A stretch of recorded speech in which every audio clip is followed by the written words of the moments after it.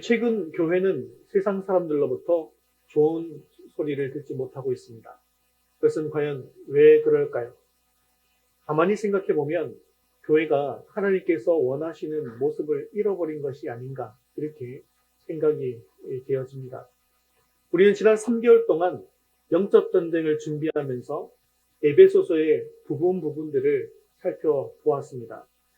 교회가 하나님께서 원하시는 모습을 제대로 알기 위해서 저는 이 에베소서를 좀 더 깊이 들여다봐야 될 필요가 있다라고 생각을 했습니다. 왜냐하면 에베소서는 영광스러운 교회, 예수님이 주인 되시는 교회의 설계도가 되기 때문이죠.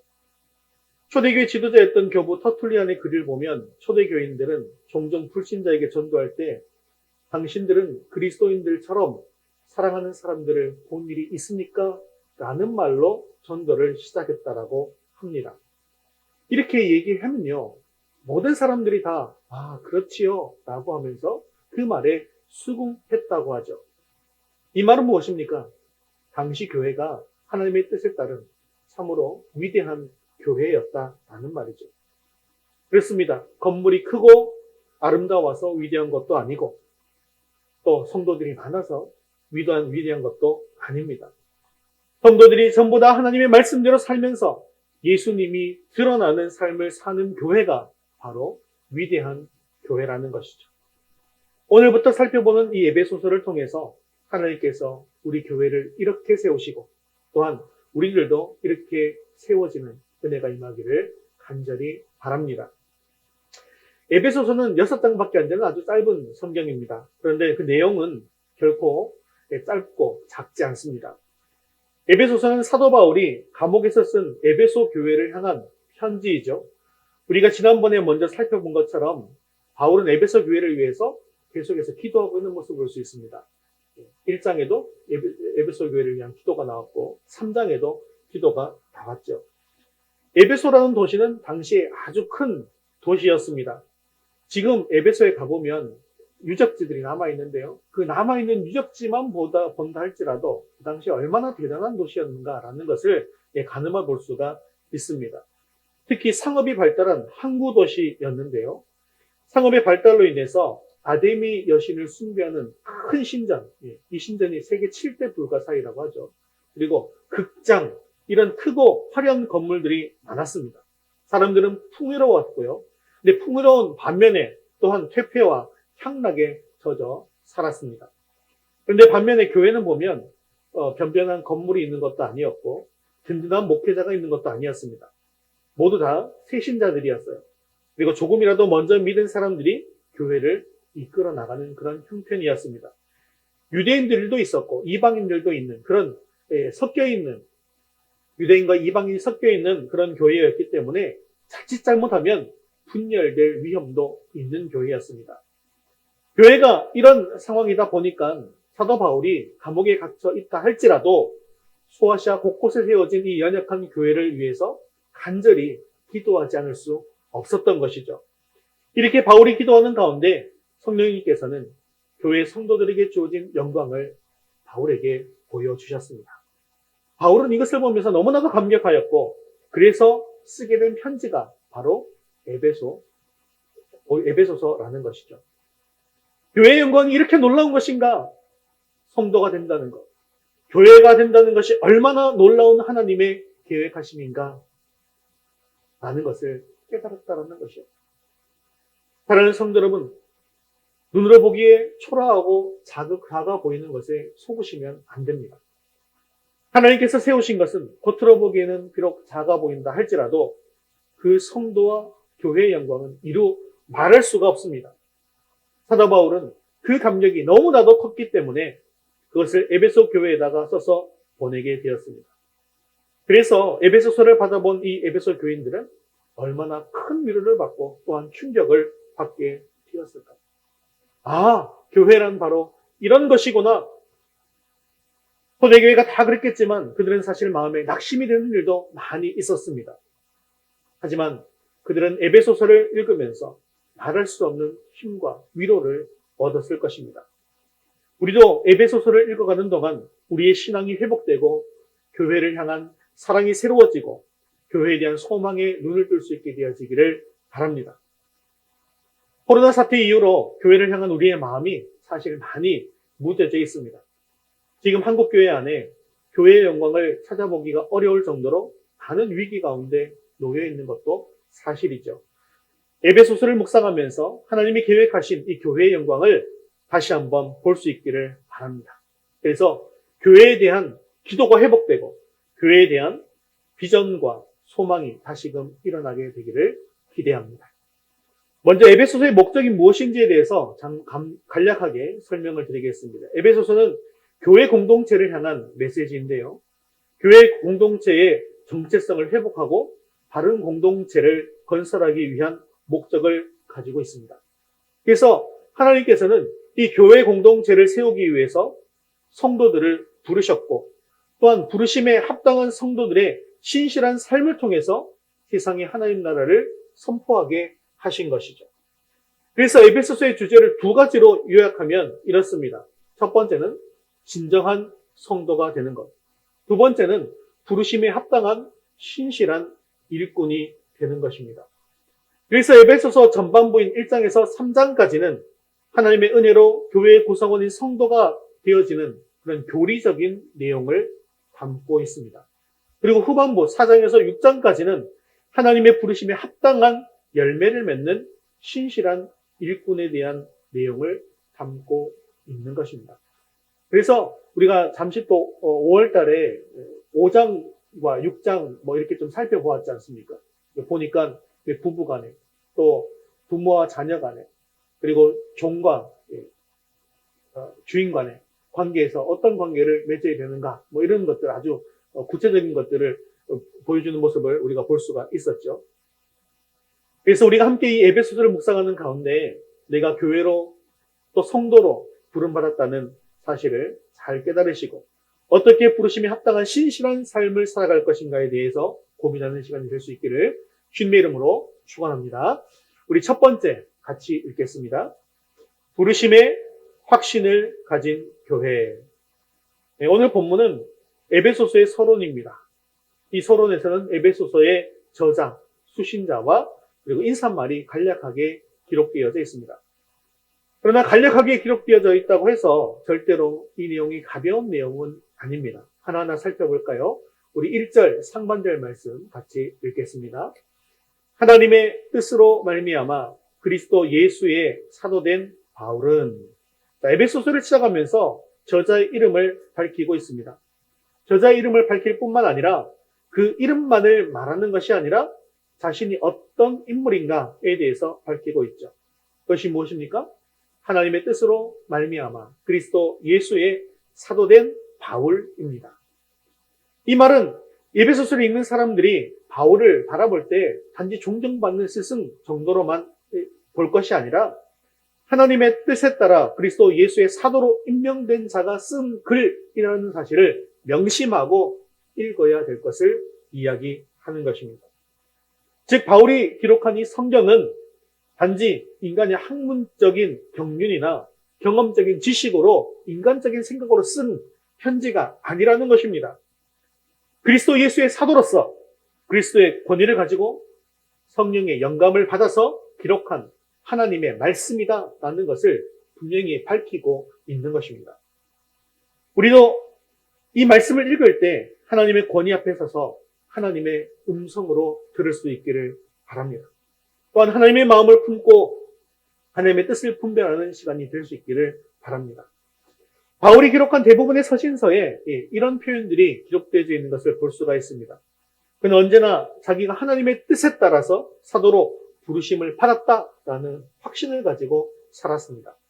그리고 모든 사람 앞에서 자기는 하나님에 의해 사도로 부르심을 받았다라고 선포하면서 살았습니다. 이것이 무엇을 뜻하는 것일까요? 그것은 바로 사도 바울이 부르심의 확신을 가지고 살았다는 것을 이야기하는 것입니다. 사실 바울이 어떤 사람입니까? 그는 결코 사도가 되고 싶지 않은 사람이었습니다. 그는 유대인 중에 유대인이었고 바리새인 중에 바리새인이었습니다. 그래서 교회를 핍박했고 성도들을 잡아 가두는 것에 열심인 사람이었습니다. 그는 결코 그리스도인이 되고 싶지 않았어요. 더구나 사도가 된다고 하는 것은 생각조차도 하지 못했던 사람입니다. 그런데요, 그랬던 그를 하나님께서 먼저 선택해 주셨습니다. 결코 사도가 되고 싶지 않았던 사울을 부르셔서 사도로 삼으시고 바울로 변화시킨 분은 바로 하나님이셨습니다. 하나님의 뜻에 따라 사도가 된 바울은 평생 그것을 잊지 않고 살았습니다. 하나님을 대적하던 자기를 붙잡아서 복음을 전하는 사도로 부르신 하나님의 부르심을 잊지 않고 살았다는 것이죠. 그렇기에 그는 흔들리지 않는 믿음으로 하나님께 헌신하며 살아가는 인생을 살아갈 수 있었습니다.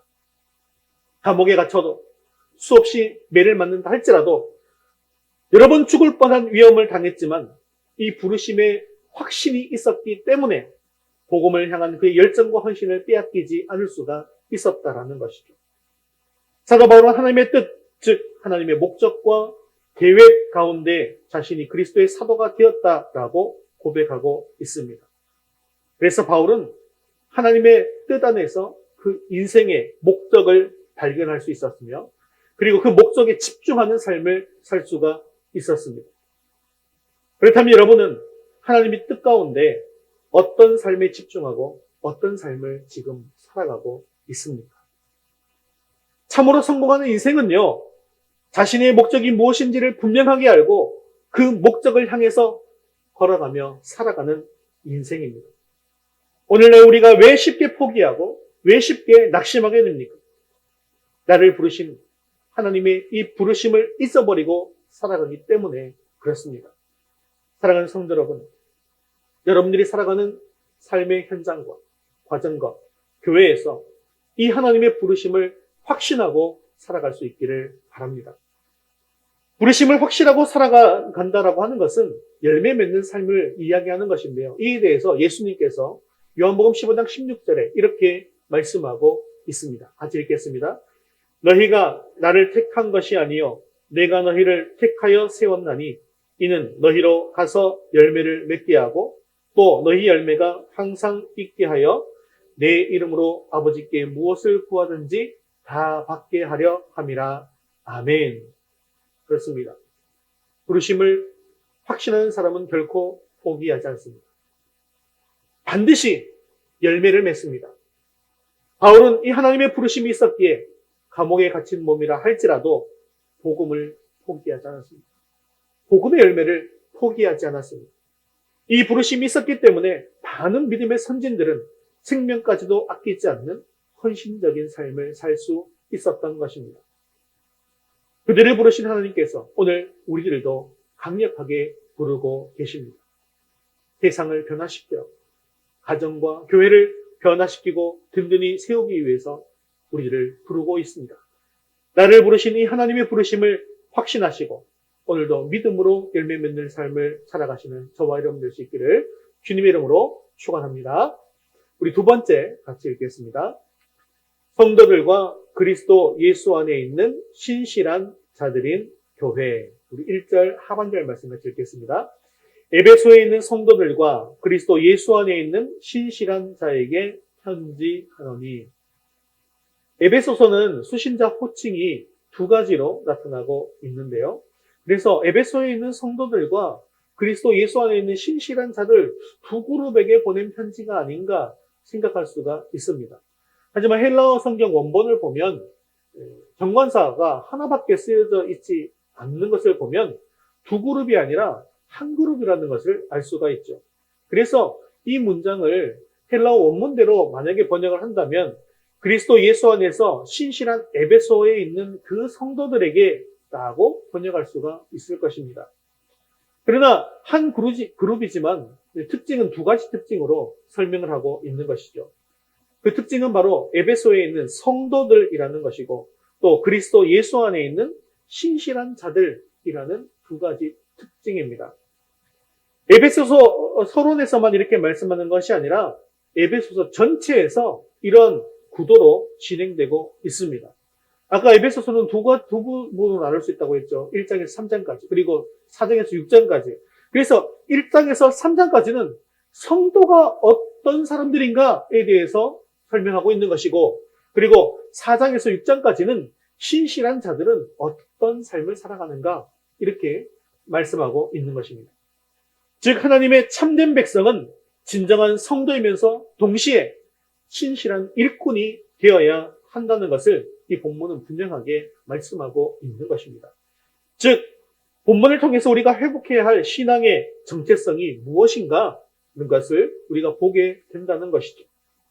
그것은 참된 성도가 될 뿐만 아니라 신실한 일꾼이 되어야 한다는 사실입니다. 그래서 먼저 에베소에 있는 성도들에게 라고 하고 있는데요. 이 성도라고 하는 말은 하나님께서 자신을 위해서 구별해 놓으신 거룩한 사람들이라는 뜻입니다.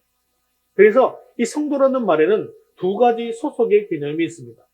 하나는 하나님께 소속된 소속의 개념이고 두 번째는 공동체에 소속된 소속의 개념이라는 것이죠.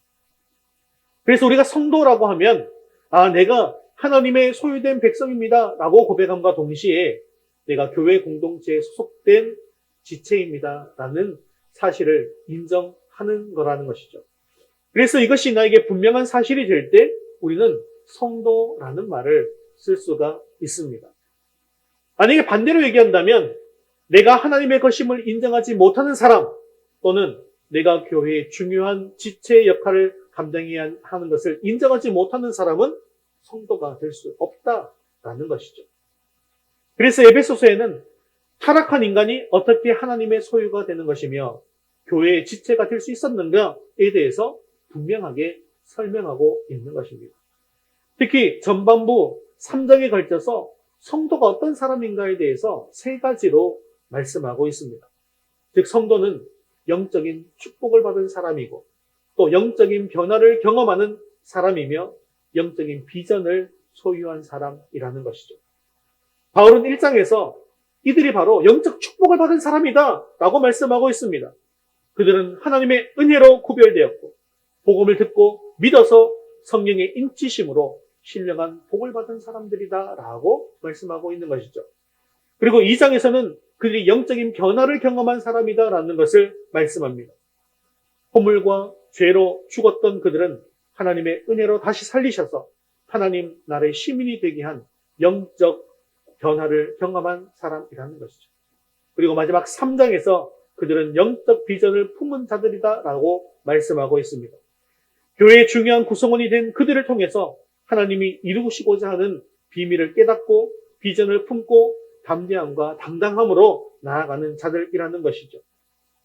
이렇게 영적 축복을 받고 영적인 변화를 경험하고 영적인 비전을 소유한 사람이야말로 그렇게 구별된 사람이야말로 하나님이 부르신 참된 성도라는 것입니다.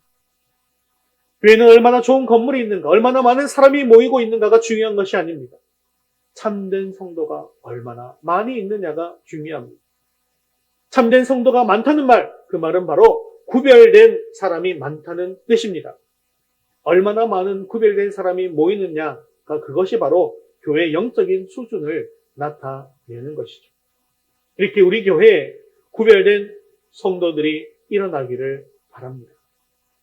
구별된 성도는 하나님의 백성되이, 하나님의 백성이 되어서 구별되이 살아가는 사람들을 의미합니다. 언어가 구별되고 돈 버는 방법과 돈 쓰는 방법이 구별되고 삶의 기준이 하나님의 말씀에 있는 사람인 것이죠. 다시 말한다면 주님의 영광을 위해서 세상과 타협하지 않고 구별된 삶을 살아가는 사람을 말하는 것입니다. 이런 사람들이 많이 일어날 때 우리 교회는 하나님 앞에 구별되어서 거룩하게 쓰임받는 교회가 될 수 있을 것입니다. 그런데 이러한 성도들이 어디에 있는 성도들이라고 이야기하나요? 에베소에 있는 성도들이라고 이야기하죠. 이것은 구별된 삶을 살아가는 성도들이 살아가는 삶의 현장이 따로 있다는 것을 말씀하고 있는 것입니다. 그것은 구별된 삶을 보여주는 공간이 사실은 교회가 아니라 어디라는 거예요? 세상이라는 거예요. 세상에서 구별된 삶을 살아가는 사람이라는 것이죠. 우리는 하늘과 땅 모두의 시민권을 가진 거룩한 백성들입니다. 만일에 하늘의 시민권만 생각한다고 한다면 현실을 외면하거나 벗어나려고만 하겠죠. 그러다 보니까 늘상 교회에서만 살든지 수도원에 들어가든지 세상과는 전혀 관계없는 삶을 살아간다는 것입니다. 반대로 땅의 시민권만 생각한다면 우리가 그리스도 안에 있다는 사실을 망각하고 땅의 것만 추구하고 살아가게 될 것입니다. 그런데 우리가 이 둘 사이에서 갈등하게 된다면 그때부터 말할 수 없는 영적인 고통 가운데 신음하게 된다는 것이죠. 우리가 믿고 고백하는 예수님은 하늘과 땅의 모든 권세를 가지신 분이십니다. 그런 주님께서 우리에게 그러므로 너희는 세상에 가서 모든 민족을 제대로 삼고 분부한 모든 것을 가르쳐 지키게 하라라고 명령하십니다. 사랑하는 성도 여러분, 우리는 세상을 향해 나아가야 합니다. 하지만 세상에 묻혀서 거룩한 백성의 영향력을 잃어버리는 삶을 살아서는 결코 안 된다는 것이죠. 거룩한 구별된 삶을 통해서 세상에서 구별된 성도의 모습을 보여줌으로 말미암아 세상에 하나님의 영광을 나타내 보이는 삶을 살아야 합니다. 에베소에 있는 성도들에게 주신 말씀은 세상에 있는 그리스도인들에게 주신 말씀이라는 것이죠. 이 말씀을 붙들고 세상에 나아가 거룩한 영향력을 끼치는 삶을 살아가는 저와 여러분 될 수 있기를 주님의 이름으로 축원합니다. 자, 첫 번째는 성도들에 대한 이야기였고요. 그리고 두 번째는 그리스도 예수 안에 있는 신실한 자들에게 보내는 편지다라고 이야기하죠. 신실한 사람이라는 말은요, 믿음을 지키는 사람, 즉 믿음을 실천하는 사람을 의미합니다. 즉 복음을 듣고 믿었을 뿐만 아니라 그 믿음대로 살아가는 사람, 그 사람을 신실한 사람이라고 하는 것이죠.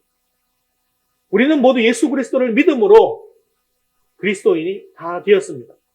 그리고 세상 사람들은 우리를 부를 때 그리스도인 또는 기독교인이라고 부릅니다. 그런데요, 세상 사람들이 우리를 부르는 기독교인이라는 말이 좋은 의미로만 불리는 것 같지는 않습니다. 즉, 기독교인 이퀄 신실한 사람이라는 이 등식이 성립되지가 않는다는 것이죠. 그 사람은 교회를 다닌다고는 하는데 믿음은 안 가는 사람이야. 거짓말을 많이 해. 라고 약속을 많이 어겨. 라고 말하기도 하고 심지어 어떤 사람은 심하게는요. 대독교인이다. 라고 부르기도 합니다. 우리 자신도 내 자신을 한번 돌아보시기를 바랍니다. 나는 과연 그리스도인인가? 여러분 그리스도인 맞습니까? 1질문에는 모두가 다 아멘, 예 이렇게 자신 있게 대답하실 것입니다. 그런데요.